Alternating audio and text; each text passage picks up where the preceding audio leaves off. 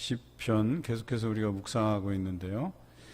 시편 32편의 제목은 다윗의 맞쓰길이라고 기록되어 있습니다. 맞쓰길 많이 들어보셨는데요. 맞쓰길은 교훈이라는 뜻입니다. 그러니까 오늘 시가 어떤 교훈적인 내용을 담고 있다 이런 뜻인데요. 근데 이 시편의 장르로 보자면 참회시입니다. 그러니까 참회시라고 하는 것은 죄에 대한 고백이 있는 시입니다. 내가 잘못했을 때 이 시인이 어떤 잘못을 경험하고 나서야 그것을 하나님께 고백드리는 그런 시, 용서해달라고 간구하는 시가 참회시입니다. 그런데 다윗의 맞쓰길이라고 부제를 달아놓은 것이 조금 의아해할 수 있는데요. 종합해 보면 잘못을 회개하는 것은 분명한데 그 잘못을 회개하는 과정에서 우리에게 주는 교훈에 관한 말씀이다. 이렇게 보시면 되겠습니다. 시편 32편은 인간이 겪을 수밖에 없는 죄의 문제를 다루고 있습니다. 쉬운 표현으로 하면 누구나 다 죄를 범한다. 이것에서 우리가 자유로울 수 없다라고 하는 것인데요. 예외인 사람이 없다는 거예요.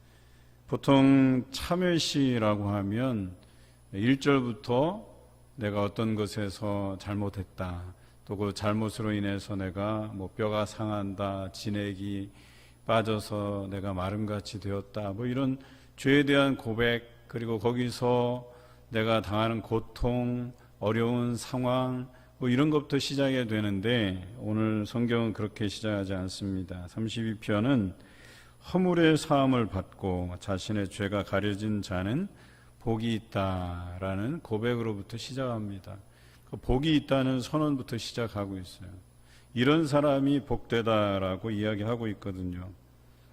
복이 있다고 치자면 보통은 죄가 없거나 내가 하나님 앞에 어떤 범죄한 사실이 없어서 그것으로 인해서 내가 하나님 앞에 성실히 보이고 열심을 다하고 열정을 불사르고 이런 것들로 인하여서 우리에게 주시는 복, 또는 악인의 자리에 앉지 않냐고 죄인의 길에 서지 않고 오만한 자의 자리에 앉지 않고 그런 어떤 노력들이 있어야 복된 자라고 칭할 만한데 오늘 1절에서는 허물의 사함을 받고 죄가 가려진 자가 복되다 이렇게 표현하고 있단 말이죠.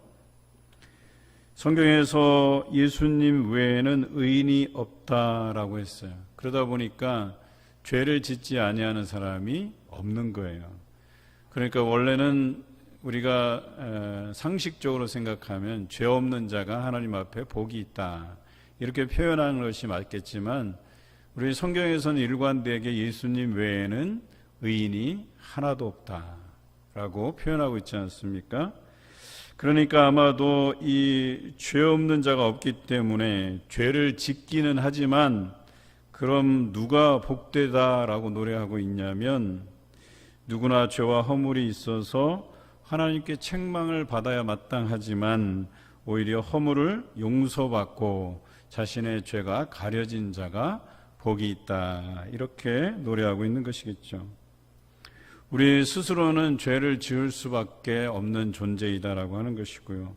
또 그 죄에 대한 용서의 권한은 전적으로 하나님께 있다라고 하는 겁니다. 우리가 어떤 노력을 해서 또 죄에 대한 회개의 그 행위를 통해서 그 죄가 용서받는 것이 아니고 하나님께 용서의 권한이 전적으로 있으시다라고 하는 거예요. 그런데 우리는 일반적으로 알고 있죠. 우리가 회개를 통하여서 하나님의 용서하심을 받도록 하나님께서 우리를 이끄신다라고 하는 사실은 우리가 잘 알고 있어요. 그러니까 하나님 앞에 죄를 고백하는 행위조차도 우리의 의지적인 노력이기보다는 하나님께서, 성령께서 우리에게 감화 감동을 통해서 회개할 마음을 주신다 이런 표현이 맞겠지요.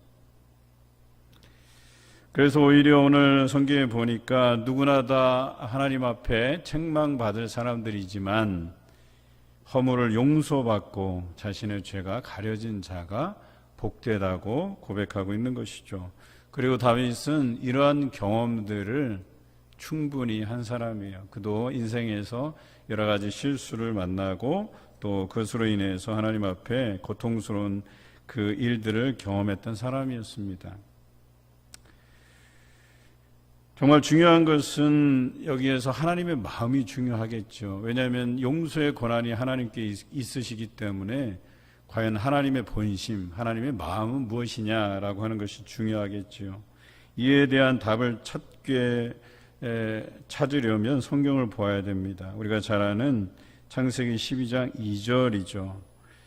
하나님께서는 우리가 복받기를 원하시는 분이시다라고 하는 표현이 여기 나와 있어요. 사실 창세기 12장에 나오는 말씀은 아브라함에게 주신 말씀이기도 하지만 아브라함처럼 하나님을 신실하게 믿고 섬기는 자들에게 주시는 말씀이기도 하다라고 하는 것이죠. 2절에 이렇게 표현되어 있습니다. 내가 너로 큰 민족을 이루고 내게 복을 주어 내 이름을 창대하게 하리니 너는 복이 될지라, 이렇게 표현하고 있어요. 그런데 하나님께서는 아브라함에게만 복이 될 것이라고, 네가 복받기를 원한다고 말씀하신 것이 아니라 3절에 보면 조금 확대된 개념에서 말씀하고 계세요. 3절에 너를 축복하는 자에게는 내가 복을 내리고 너를 저주하는 자에게는 내가 저주하리니 땅의 모든 족속이 너로 말미암아 복을 얻을 것이니라, 이렇게 말씀하고 계십니다. 아브라함에게만 하나님께서 복을 주시는 것이 아니라 아브라함을 통해서 다른 열방이, 모든 민족이 다 복받기를 원한다, 이렇게 말씀하신 것이죠. 그러니까 뭐예요? 하나님의 본심이라고 하는 것은 여러분이 죄에 머물러 있지 아니하고 그 죄에서 벗어나서 하나님 앞에 용서함을 받고 죄사함을 받고 그 죄를 가리운 바 되어서 모든 사람이 복된 사람으로 살아가기를 원하신다라고 하는 것이 하나님의 본심이다라고 하는 것이에요. 그런데 진작에 다윗은 이 사실을 알았던 거예요. 그리고 그의 인생 가운데 자신이 하나님 앞에 범죄함을 인해서 내 안에 그 진액이 다 빠져나가고 내 뼈가 마름같이, 내 뼈가 쇠함같이 그런 고통을 경험하고 나서야 자기의 죄를 하나님 앞에 고백하게 되고, 물론 그 죄를 고백하기까지는 많은 두려움이 있었을 거예요. 사단이 주는 마음이 뭐냐면 그 죄로 인하여서 하나님 앞에서 멀어진 것 때문에 내가 하나님 앞에 그 껄끄러운 감정을 가지고 혹시나 하나님께서 이 죄로 인하여서 나를 치실까, 그 두려워하는 마음으로 하나님께 다가서지 못하는 마음이 있어요. 그게 두려움이에요. 사단은 이 두려움을 이용합니다. 그리고 다윗도 얼마간은 그 두려움 안에 있었지만 그래도 하나님께서 나단 선지자를 통해서 근실이 그 징계하시는 그 하나님을 알게 하시고, 하지만 또 용서의 하나님이신 것을 또한 그가 알고 하나님 앞에 회개하게 되지요. 그런데 그가 두려워했던 그것과는 사뭇 다르게, 물론 그가 지은 죄로 인해서 그에 대한 대가를 치르긴 했지만 그래도 그가 다시금 하나님 앞에 돌아와서 하나님의 백성으로 살게 하신 그 은혜들을 체험하며 살아왔다라고 하는 것이에요. 그것을 기반으로 해서 오늘 이 찬양을 하나님 앞에 드리고 있다라고 하는 것이죠. 그런데 하나님께서는 물론 모든 사람들이 그 죄에 머물러 있지 아니하고 그 죄에서 벗어나서 하나님에게 복된 삶을, 또 복이 되는 삶을 살아가기를 원하시지만 진정한 회개를 원하시는 하나님이신 것은 분명합니다. 본문 2절에 그것에 대한 부분이 잘 표현되어 있는데요. 이렇게 되어 있습니다. 마음에 간사함이 없고 여호와께 정죄를 당하지 아니하는 자는 복이 있다, 이렇게 말씀하십니다. 그 회개라고 하는 것도요, 어찌 보면 그 상황을 모면하기 위해서 그냥 형식적으로 하는 회개가 있다는 거예요. 그냥 입술로만 그냥 이 상황을 좀 면해보려고 아뢰는 그런 고백이 있다라고 하는 것인데요. 입술로만 회개하는 것을 오늘 성경에서는 간사한 것이다, 이렇게 표현하고 있어요. 간사하다. 이런 사람은 정죄를 면할 길이 없다라고 하는 것입니다. 진정으로 간사함이 없이 진실한 회개를 통해서만 하나님의 용서를 받을 수 있다라고 성경은 기록하고 있습니다. 그리고 그런 자가 복이 있다라고 오늘 성경은 기록하고 있습니다. 그런데요, 모든 사람이 다 회개하면서 사는 것이 아닙니다. 참 이 회개라는 것이 어려워요. 앞서 말씀드렸지만 두려움이 엄습해요. 또 누군가 알까봐 두려워해요. 누군가 알게 되면 그것이 나에게 부끄러움으로 다가오니까. 또 지금까지 내가 살아오면서 차라리 나는 죄인일 수 있다. 나는 정직하지 못하다. 이 죄의 본성 때문에 늘 나는 죄인의 모습으로 살아간다. 이런 고백들이 있었으면 괜찮은데 나는 잘났고 나는 똑똑하고 나는 모든 면에 있어서 실수가 없고 나는 여러 면에서 의롭고 열정적이고 이런 자랑들을 늘어놓았다고 칩시다. 그런데 어느 순간 내가 죄로 인해서 고민에 빠져요. 그리고 숨기고 싶어요. 지금까지 자랑해왔던 내 그 모습들, 어찌 보면 그게 가식된 모습일 수 있죠. 그런데 그 가식의 모습을 다른 사람들에게 알게 하는 게 싫은 거예요. 드러나는 게 두려운 거예요. 그리고 하나님께도 숨기고 사람들에게 숨기려고 하죠. 물론 하나님 앞에 그 숨긴다고 해서 숨겨지는 것이 아니겠죠. 그 사실을 우리가 더 잘 알아요. 이것은 하나님 앞에 숨길 만한 것이 아니구나. 그럼에도 불구하고 숨기는 이유는 사람들에게 부끄러워서. 내가 죄인임을, 사실은 그게 정직한 건데 내가 죄인임을 인정하는 것이 솔직한 모습이고 누구나 다 아는 거예요. 우리가 다 죄인인 것을 다 알아요. 우리가 부족한 것을 다 알아요. 실수할 수 있다라고 하는 걸 다 알아요. 그럼에도 불구하고 나는 그래도 괜찮은 사람이 돼, 멋진 사람이 돼. 이것을 자꾸 드러내려고 하니까 내 잘못을 시인하는 게 어려워져요. 점점 더 어려워져요. 그래서 회개하지 않는 사람들이 존재하고 있다라고 하는 것이죠. 물론 이 정도의 수준이면 괜찮아요. 그래도 어느 때에 하나님께서 그로 하여금 깨닫게 하셔서 죄인임을 인정하게 하고 하나님 앞에 솔직하게 고백드리고 돌아오게 하실 것이기 때문에. 그런데 이마저도 통하지 않는 사람이 있어요. 성경에서는 이런 사람을 완악한 자라고 표현해요. 그 마음에 회개할 마음이 전혀 없어요. 하나님의 구원을 생각하지도 않아요. 그저 내가 이렇게 살다가 죽으면 그만이지라고 생각하는 사람들이죠. 그런데 오늘 성경에 보니까 죄를 회개하지 않는 사람은 하나님께서 어떻게 하시는지에 대한 설명이 3절과 4절에 잘 나타나 있습니다. 3절에 이렇게 기록되어 있습니다. 내가 입을 열지 아니할 때에 종일 신음함으로 내 뼈가 쇠하였도다. 다윗이 이러한 경험을 했다는 게 신기합니다. 우리가 아는 다윗은 그래도 이렇게 죄를 범하면 그때그때마다 바로바로 회개할 사람이고 그렇게 해오지 않았을까 하는데 오늘 성경에 보니까 내가 입을 열지 아니할 때 종일 신음함으로 내 뼈가 쇠하였도다 이렇게 고백하고 있어요. 다윗도 두려워한 문제예요. 다윗도 자신이 죄를 범하였는데도 불구하고 이것을 숨기고 그 숨기는 기간 동안에 종일토록 신음하고 그 뼈가 쇠할 정도로의 그 고통스러운 경험들을 그가 했다라고 하는 것입니다.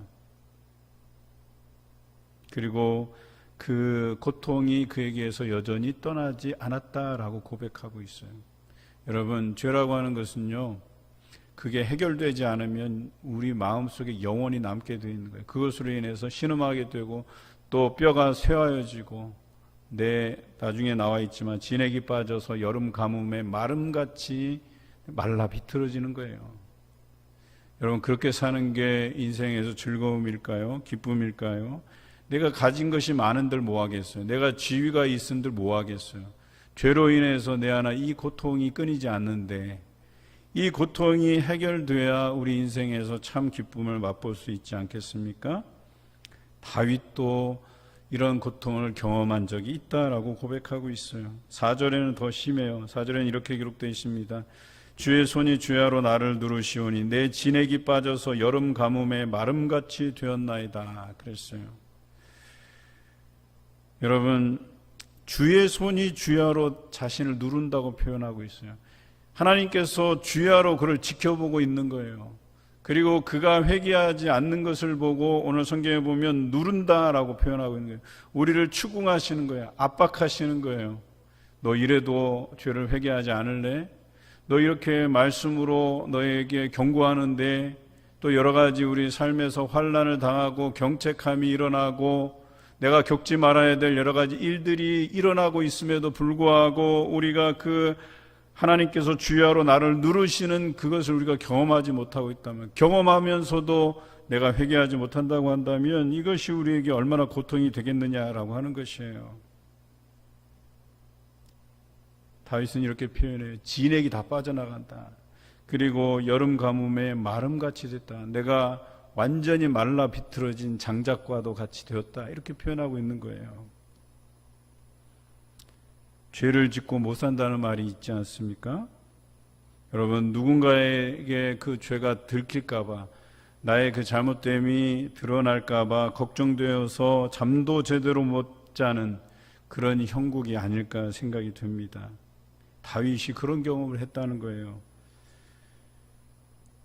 사람에게는 들키지 않을 수 있을지는 모르지만 우리 하나님께서는 속속들이 다 알고 계신다라고 하는 사실이죠. 우리는 이것을 잊지 말아야 돼요. 여러분, 사람에게 그저 눈속임을 통해서 지나간다고 해서 그것이 무마되는 게 아니잖아요. 언젠가 하나님께서 그것에 대한 책임을 반드시 물으신다라고 하는 것입니다. 다윗은 왕 위에 있을 때에 그 궁전을 짓고 나서 뭔가 좀 자기가 왕으로서의 뿌듯함을 느꼈겠지요. 교만이 차고 올라왔겠지요. 그래서 그 궁전을 거닐다가 밧세바를 보게 되고 그 남편이 있는 여자였음에도 불구하고 그 여자를 취하게 돼요. 그리고 나서 그에 대한 괴로움이 아마 얼마간 있었을 거예요. 그래서 굉장히 고통스러웠을 거예요. 그에게 고민이 왜 없었겠어요? 이 사람은 이것을 갖다가 어떻게든 무마하기 위해서 했던 것이 뭐예요? 그 남편 우리아를 아주 극렬한 전투 맨 앞에 앞장세워서 죽게 만들잖아요. 여러분, 여기까지 보면요, 아주 간사한 거죠. 완악한 거예요. 어찌 그럴 수가 있어요? 그게 왕의 신분이었으니까 가능하겠죠. 어쩌면 사람들에게 이 죄를 들키지 않기 위해서 완전히 다 덮어버릴 수 있었을 거예요. 그리고 마지못해서 그 여인이 불쌍해서 자신이 이렇게 긍휼을 베푸는 형식으로 이것을 위장했을 수도 있을 거 아닙니까? 왕이기 때문에. 그런데 하나님께서는 그대로 내버려 두지 아니하시고 나단 선지자를 통해서 책망을 하세요. 그리고 그가 깊이 회개하게 돼요. 돌이키게 돼요. 물론 그 죄로 인해서 밧세바가 가진 그 아이는 생명을 잃고 말지요. 그리고 그가 진정으로 회개했을 때에 그 다음 아들을 주시는데 그가 바로 솔로몬이었죠. 우리는 성경을 통해서 이 사실을 잘 압니다. 여러분, 죄에 대한 고백이 없는 사람은 정말 완악한 사람들이죠. 다윗도 이 완악한 사람이 될 뻔했어요. 아주 하나님의 그 긍휼하심에서 떠나버릴 수 있었던 상황이었었는데 앞서 말씀드렸던 것처럼 하나님께서는 우리가 죄 가운데 거하는 것을 원하지 않으신다는 거예요. 우리가 다 복된 삶을 누리기를 원하신다라고 하는 것입니다. 다윗이 한순간 잘못된 판단으로 인해서 이렇게 하나님에게서 멀리 떠나 있을 때 하나님께서는 주의 사람을 통해서 다시금 돌아오게 하시고 다시금 진실한 마음으로 회개하게 하신다라고 하는 거예요. 여러분, 그 시간들 동안을 한번 잘 생각해 보세요. 여기는 표현되어 있지 않지만 오늘 시편에서야 비로소 표현된 것이기도 하지만 그 기간 동안이 얼마나 괴로웠겠어요. 여기 표현된 것처럼 진액이 빠져나와서 마름같이 되었다. 내가 너무나도 고통스러워서 내 뼈가 쇠하였도다. 종일토록 신음하면서 다윗이 더 이상 이런 식으로 생활하는 것은 자기에게 아무 유익이 없다고 판단했죠. 그리고 결과적으로 하나님 앞에 돌아올 수밖에 없었다. 하나님 앞에 죄를 고백드릴 수밖에 없었다라고 하는 것입니다. 여러분, 우리에게 죄가 없지 않습니다. 그것이 가볍든 무겁든 간에 상관없이 그것으로 인해서 우리가 고통 중에 마음의 그 찜찜함을 가지고 살아갈 수는 없지 않습니까? 하나님 앞에 고백해야 돼요. 나는 죄인이라고. 또 이후에도 내가 이 죄를 회개한 후에도 우리는 언제든지 죄를 범할 수 있는 그런 연약한 존재임을 우리가 하나님 앞에 고백드려야 돼요. 그래야지만 오늘 성경의 이 뒷부분에 나오지만 근실히 하나님께서 나를 주목하여 보시고 나를 훈계하신다라고 하는 거예요. 여러분, 우리가 잘났다고 해서 나는 신실하기 때문에 이런 이 시시콜콜한 이런 잘못들은 나는 이렇게 해당되지 않아라고 생각하시나요? 여러분, 그렇지 않아요. 우리는 그 시시콜콜한 거 하나하나에 다 넘어져요. 나랑은 상관없겠지라고 하는 그것에 우리가 넘어진다니까요. 우리가 이런 고백이 있어야만 오늘 성경에 나와 있듯이 하나님께서 우리를 주목하여 보시고 우리를 훈계하신다 그랬어요. 그 훈계가 있어야만 우리는 하나님께서 인도하시는 바른 길로 갈 수 있다고 이야기하는 거예요. 여러분, 우리 마음에 나는 죄인이고 나는 연약한 자고 나는 쓰러질 수밖에 없다는 이런 인정이 없다고 한다면 하나님께서 훈계한들 그 말씀을 우리가 받아들일 수 있을 것 같아요? 그렇지 않아요. 그런데 우리는 연약한 존재이고 언제든지 쓰러질 수밖에 없는 존재이고 이런 고백이 있을 때야 하나님께서 주시는 그 훈계가 귀에 들어올 수 있는 거예요. 마음에 새겨지는 거예요. 그래서 그 길로 우리가 가기를 힘쓰고 기도의 자리에 서갈 수 있는 것이죠. 처음에는 돌아오는 것이 어려워요. 두려워요. 또 그 죄로 인해서 내가 혹시 하나님께 또 자기가 지은 죄가 중할 때 야, 이러다 내가 생명을 잃을 수도 있겠구나, 이런 두려움이 엄습할 수 있지 않겠습니까? 여러분, 어찌 보면 다윗이 그 한 사람의 생명을 억울하게 죽게 만들고 또 한 여인의 인생을 빼앗은 것 아니겠어요? 여러분들이 생각하기에 이것은 어때요? 그 죄의 범주에 우리가 놓고 일반적으로 생각할 때 가볍지 않아요. 그래서 이것을 고백드리기까지가 얼마나 어려웠겠어요. 그 한 생명의 그 생명을 앗아간 그 죄가 가볍겠습니까? 그럼에도 불구하고 그는 하나님 앞에 고백했어요. 그때 하나님의 반응이 너무나도 궁금하지 않으십니까? 5절에 그 반응이 나와 있습니다. 내가 이르기를 내 허물을 여호와께 자복하리라 하고 주께 내 죄를 아뢰고 내 죄악을 숨기지 아니하였더니 곧 주께서 내 죄악을 사하셨나이다. 이렇게 기록하고 있어요. 한 생명을 앗아가고 또 한 여인의 인생을 망쳤고 그럼에도 불구하고 이 죄에 대한 고백을 통해서 하나님께서는 그 죄를 사하셨다고 기록하고 있어요. 그리고 뿐만 아니라 그 여인, 어찌 보면 망가질 수 있었던 그 여인을 다시금 그 솔로몬의 어미가 되게 해서 어때요? 그 열국을 다스리는 자의 그 어미가 되게 하셨잖아요. 어찌 보면 반전을 이루신 것이기도 하지요. 사단은 이 죄를 통해서 하나님으로부터 멀어지게 하는데 또 우리로 빠져들게 하는 감정이 바로 두려움이라고 하는 거예요. 죄가 드러나서 하나님께 책망을 받을까 봐 두려워하게 만든다는 것이죠. 또 많은 사람들에게 부끄러움을 당할까 봐, 창피할까 봐 그런 감정을 집어넣어서 우리로 하여금 더 그 죄를 숨기게 하고 고백드리지 못하게 한다라고 하는 것입니다. 그러나 앞서 언급했듯이 하나님께서는 모두가 죄를 고백하고 복된 자로 살아가기를 원하시는 분이시다라고 하는 것이죠. 우리에게 회개할 기회를 주신다는 거예요. 심지어는 오늘 다윗이 표현한 것처럼 하나님께서 주야로 나를 누르시면서까지 나를 압박해서라도 나에게 그렇게 꼬치꼬치 캐물으시기까지 이 죄에 대한 고백을 하나님 앞에 드리게 하신다라고 하는 것이에요. 여러분, 이쯤 되면요, 우리가 못 견뎌요. 이 죄를 고백하지 않고서는 견딜 수가 없는 거예요. 이때 우리가 잊지 말아야 될 것은, 우리가 이 죄악을 숨기지 않고 하나님 앞에 고백드릴 때 하나님께서 그 죄를 사하신다. 그리고 우리로 하여금 복된 길을 걷게 하신다라고 하는 이 사실이에요. 우리가 이것을 잊지 말아야 된다라고 하는 것입니다. 본문 6절입니다. 이로 말미암아 모든 경건한 자는 주를 만날 기회를 얻어서 주께 기도할지라. 진실로 홍수가 범람할지라도 그에게 미치지 못하리이다. 그랬습니다. 회개의 고백을 통해서 우리는 하나님과 인격적으로 만날 기회를 얻게 되는 것이에요. 그리고 우리가 하나님 앞에 기도할 때에 우리의 죄로 인해서 받을 환난이 더 이상 우리에게 미치지 않게 하신다.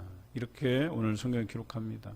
홍수가 범람할지라도 그 범람한 홍수가 나에게 미치지 않는다 그랬어요. 그 전까지는 그 고통이 이루 말할 수 없이 우리에게 경험되지만 우리가 회개하는 그 순간에 그 짐이 내려지고 더 이상 그것으로 인해서 우리가 고통스럽지 않아도 되는 참 자유함, 그리고 즐거이 하나님을 외칠 수 있는 그런 삶으로 하나님께서 다시금 우리로 거듭나게 하신다라고 하는 것이죠. 그런데 어때요? 잘못을 회개하지 않을 때 너무나도 힘들어서 이 진액이 다 빠져나가고 또 여름에 가뭄이 나서 그 마름같이 우리가 다 비틀어져서 죽을 것만 같은 그 고통의 순간들을 계속해서 경험할 수밖에 없다는 거예요. 그런데 이 잘못을 회개하는 순간에 이 모든 무거운 짐을 내려놓게 하시고 우리로 하여금 그 당하게 하신 그 고통이 한순간에 다 사라지게 만든다라고 하는 것입니다. 그것이 더 이상 나를 괴롭게 하지 못한다라고 하는 사실이죠. 여러분, 기독교인들이 세상 사람들과 다른 점이 무엇인지 아십니까? 세상 사람들은요, 잘못을 고백하는 것, 내 잘못을 누군가에게 이야기하는 걸 싫어해요. 드러나지 않기를 원해요. 요즘 정치인들 보니까 과거에 잘못했던 것들 속된 말로 까발려 놓으면 뭐라 그래요? 그것 별거 아닌 것처럼, 또 여론에 그게 이렇게 지지율에 작용을 할까봐 숨기려 하고 변명하려 들고 그러잖아요. 저는 차라리 그런 생각을 해봐요. 저게 기독교인이었다면 제가 그때 참 실수했습니다. 잘못했습니다. 그런 어떤 고백들이 있어야 되는데 마치 누구나 다 그런 경험을 하지 않냐. 그래서 자신의 그 잘못을 정당화하려고 하고 숨기려고 하고 축소시키려고 하고, 과연 그게 지도자로서의 해야 될 일인가. 저는 이런 생각을 해봐요. 정말 기독교인이라면 제가 잘못했습니다. 그때는 참 어리석었습니다. 제가 너무 교만했습니다. 이런 고백이 있어야 되지 않겠습니까? 그런데요, 우리 기독교인들은 달라야 돼요. 그 죄에 대한 시원한 고백이 있어야 돼요. 내가 잘못했다는, 그리고 여전히 나는 그 죄에 빠질 수 있는 그 연약함이 나에게 있다는 것을 인정해야 돼요. 그 연약함을 가지고 하나님 앞에 그 연약함을 아시니까 내가 나쁜 길로 빠지지 않도록 날마다 나를 근실히 징계하시고 훈계해달라고 고백해야 되는 것 아니겠습니까? 우리는 이 죄의 고백을 통해서만 진정으로 참 자유함을 맛볼 수 있게 되는 거예요. 여러분, 우리는 실수할 수 있어요. 우리는 죄인이에요. 여러분, 이것이 어렵습니까? 오히려 이런 고백과 이런 인정이 여러분 삶을 자유롭게 한다니까요. 참 자유를 얻을 수 있다니까요. 그리고 하나님께 고백할 수 있다니까요. 하나님, 저는 연약해요. 죄에 빠질 수밖에 없는 존재예요. 흔들리는 갈대예요. 그러니 하나님께서 나를 붙잡아 달라고, 나를 훈계해 달라고, 내가 말씀을 듣는 순간 그 말씀이 내 안에 녹아져서 내가 나쁜 길로 빠지지 않게 해달라고. 이런 고백이 여러분 어려운 것인가요? 그렇지 않아요. 오히려 우리의 자존심이 이런 고백을 하지 못하게 만들어요. 여러분 이걸 다 내려놔야 돼요. 여러분 직분자라고 해서 꼭 다른 사람보다 더 인격적이고 더 성숙한 믿음을 가져야 되고 그렇게 살아갈 수 있는 게 아니잖아요. 목사든 장로든 권사든 안수집사든 평신도건 똑같아요. 죄 짓는 거는 다 똑같단 말이에요. 저도요, 지금까지 고치지 못하는 고질병 같은 게 하나 있어요. 제가 운전하면 막 이렇게 감정이 막 올라와요. 며칠 전에 우리 춘건이 데리러 가는데 전주에 이렇게 들어서면 이제 사거리인가요? 오거리인가가 나오잖아요. 거기에서 이제 좌회전하면 이제 3차선이거든요. 제가 2차선에 있다가 이제 우회전을 해야 되니까 3차선으로 들어서서 가는데 2차선에 있는 차가 갑자기 저를 들이받으려고 오는 거예요. 밤이니까 잘 못 봤던 것 같아요. 지금이야 이렇게 표현하지 그때 심정은 어땠는 줄 알아요? 여기서 쌍욕이 나올 정도라니까요, 그냥. 그래서 뭐 이 자식 저 자식 다 찾고 어떻게 운전을 저 따위로 하는지 막 이런 말들이 쏟아져 나와요. 목사인 제 입에서요. 지금도 못 고쳐 이게. 왜 그런 줄 아세요? 이 순간적으로 뭐가 감정이 확 오니까 이게 절제가 안 되는 거예요, 입술이. 그냥 그런 사람을 향해서 막 저주에 가까운 말들을 퍼붓는다니까요. 그런데 제가 이런 고백을 하는 이유가 무엇이겠어요? 저는 목사지만 여전히 연약하고 이런 죄를 범할 수 있는 존재이기 때문에 이런 고백을 드리는 거예요. 혹시라도 우리 성도들 제가 대하면서 성질이 이렇게 올라오는 걸 여러분들 경험하시면 저한테 그래 주세요. 목사님 캄다운, 진정하세요. 목사님 진정하세요. 이렇게 말해 주시면 감사해요. 제가 제 성격을 잘 알아요. 그런데 우리가 이런 데서 자유로울 수가 없다니까요. 이거 외에도 우리가 저지를 수 있는 죄가 얼마나 많은지 몰라요. 그런데요, 우리는 크리스찬이잖아요. 이 죄에 대한 고백을 할 수 있는 존재라는 게 얼마나 감사한지 몰라요. 하나님께서 깨닫게 하시고 또 잘못했다고. 그래도 저는 이런 상황에서 제 아내에게 감사한 게 아내가 항상 옆에서 캄다운을 시켜요. 여보.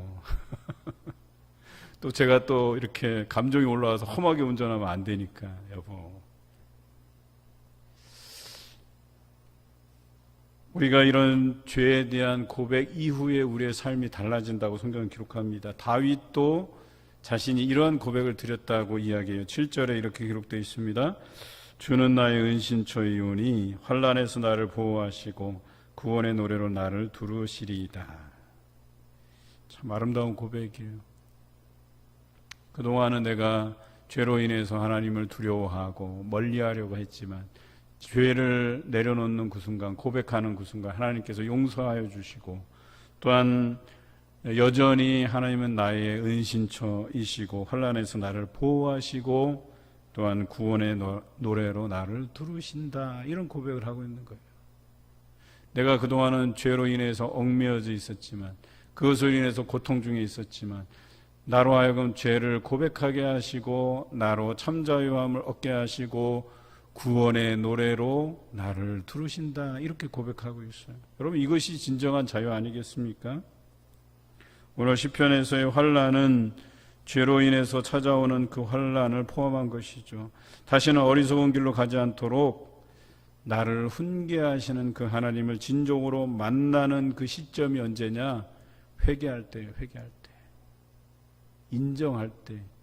회개하고 나는 여전히 연약한 존재임을 인정할 때 하나님께서 나를 훈계하신다 그랬어요.